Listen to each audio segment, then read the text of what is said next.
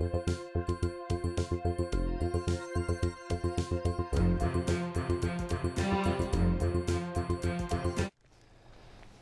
that we're finished with the door station, it's time to move on to the master. The first thing we want to do is make sure we unravel all of our Cat 5 that go to our appropriate room stations, as well as our intercom wire that goes to our door station. We also want to make sure our antennas, both the orange AM antenna and our FM coaxial antenna, are straightened out and ready to install. Once we've prepared that, it's time to bring the master unit in.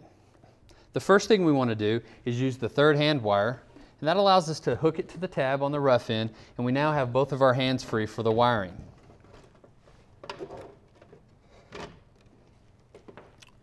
First, we're going to prep our room stations. Like I said earlier, we only have one room station in this situation, and we can have up to 15 with the DMC-1. First, we're going to strip 1.5 to 2 inches of the outer sheeting off of our Cat 5. Once we've done that, we want to strip back about 1/4 of an inch on each one of our wires, much like we did on the room stations. Once we get all of our wires stripped back, we want to follow the color code that's silk screened right next to where we're going to plug our room stations in. And it goes orange, orange, white, blue, blue, white, brown, brown, white, and then green, green, white. We simply slide the wires in, and using a small flathead screwdriver, we're going to tighten each one of them down.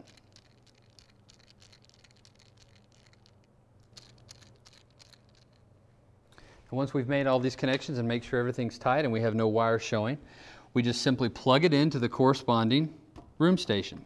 And they're labeled easily right here, 1 through 15 for us. Once we get all of our room stations mounted up, it's time to move on to the door station. Now we're going to do things a little different with the door station. You'll notice it's not a Cat 5, and we do have our regular intercom wire with our shielding, so we have to once again remove the outer shielding. We're going to treat these a little differently than we did with our door station. Instead of removing these 2 drain wires, we're going to leave them on, and there is a place to mount them onto the master themselves. There's also an extra step that we have to add to this.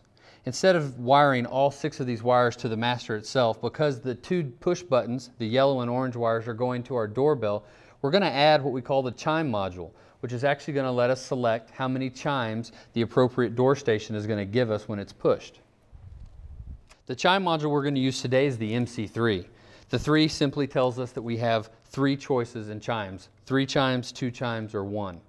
We also have an MC8, which is going to give us up to 8 chimes, but for the most part, this is the most common chime module used. When mounting the chime module, we do want to use the supplied nylon standoffs. This helps keep the back of the chime module from coming in contact with the metal rough end. So we take each standoff and snap it into place in the 4 corners of our chime module. Once I get the last one in place, you'll notice in the rough end box there's 4 holes in the right top corner. We snap the chime module into place. You'll notice we have a plug hanging off. We're going to connect that up a little bit later. Now we're going to concentrate on putting the rest of our door station wires onto the chime module. There are 4 screw terminals on each chime module. One is labeled C for common, and the other ones are labeled 3, 2, and 1. Those numbers simply indicate how many rings we will get or how many chimes we will get for the appropriate door station. And once again, it doesn't matter whether we use the yellow for the common or the orange. We're simply looking for a completed circuit to make the chime work.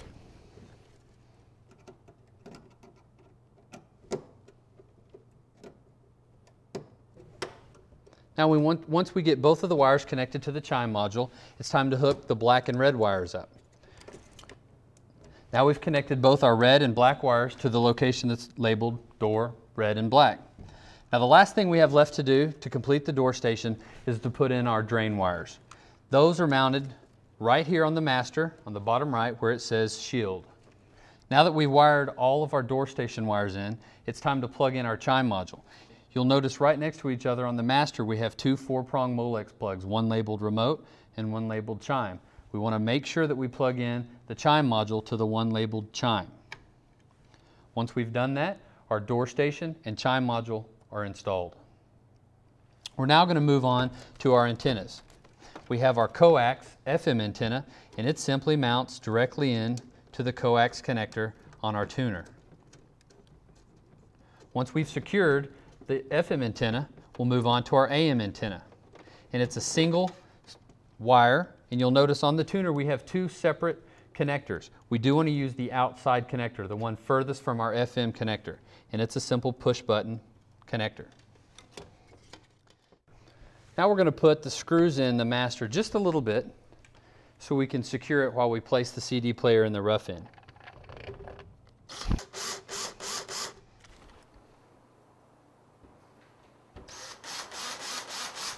Now that I've put the mounting screws for the master in slightly, it's time to move on to the CD player. Before we install the CD player, we have to remove the faceplate. As we remove it, you'll notice there's a single plug on the front that we need to remove prior to taking the faceplate off. Okay, prior to putting the CD player in, we do want to plug in the power to our master. Keeping in mind that this is not a live wire, I haven't turned the breaker on. We don't want to apply power to the master or the CD player before all the installation procedures are done. After applying the power plug, the next thing we need to use is our RCA patch cables. We do need to use both left and right channels for the DMC1. So we place the CD player in. We want to make sure we don't crimp any of our wires.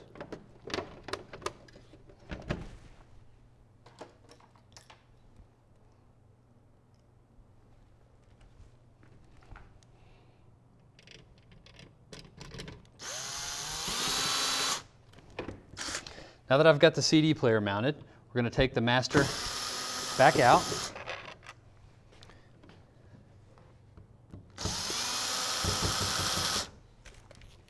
This is going to allow us to plug in all of our control wires and our RCA cables to our CD player.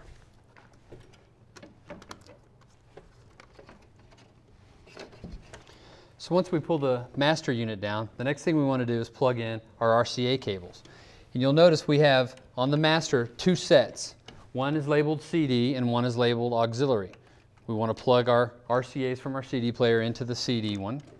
Roll the master unit and our control cable from the CD player. This is very important. Without plugging this in, we won't be able to search through CDs or songs on those CDs using the master. And it plugs directly into the bottom of the unit. It's labeled CD interface. Once those are plugged in, we're ready to do the final mounting of the master. When we're tightening these down on the master, we want to make sure we don't over tighten them. This does have a plastic faceplate and it can crack if you over tighten them.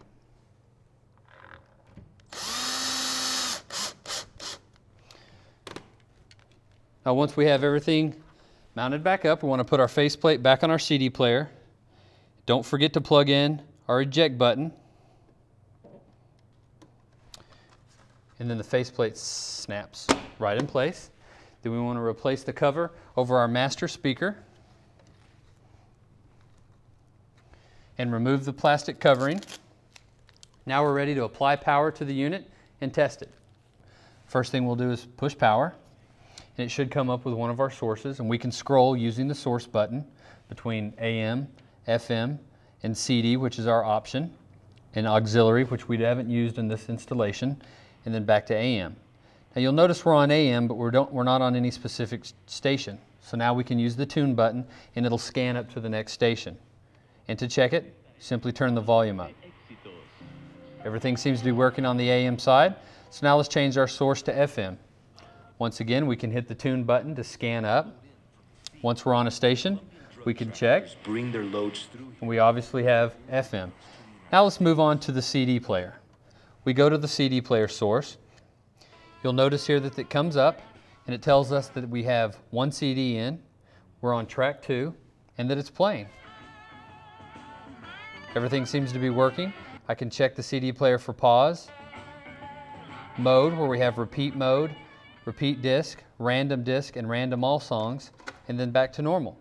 Once we're sure everything else is working, now we can go on to check the tone for the master unit itself.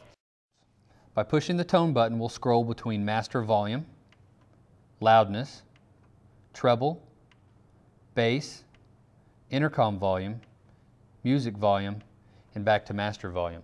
You'll notice we have the intercom volume and music volume separate. That way we can customize the way the homeowner wants the sound. Do they want the music louder than they want the intercom calls, or the reverse? Once we're sure that all those are set properly, we can now move on to set the time. So to set the time, we hit the time button, and you'll notice the hours are blinking. We use the volume to set the appropriate hour. Push the time button once again. Use the volume to set the appropriate minutes. The time button once again will now scroll between AM and PM. We hit it once again, and time is set. Now we can move on to the intercom controls. You'll notice we have 11 switches along the left-hand side. Each one corresponds with either a room station, 1 through 9, or P for patio, or M for master. Now there's 4 positions we can put these switches in. All the way to the left means that that room station or patio station is now set on intercom only. If we move it one more to the right, now we have radio intercom. If we move it once more, we're turning either that room station or patio station completely off. And to the last far right position, now we're monitoring that specific room station, which means we're listening in on whatever's going on in that room.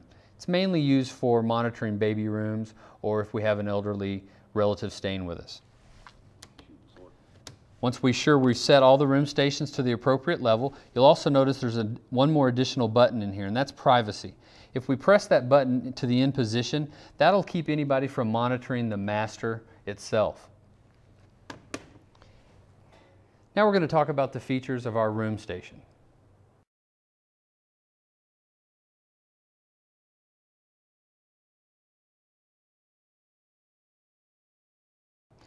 Now that we've gone over the features of the room station, let's move on to the door station. Now we want to talk about the features of our door station. Really, there's only 2 things we do with the door station. That's push the button, make sure our chime module is working, and then we can test the talk button. What we need to do is somebody hit talk or listen on the door from the master.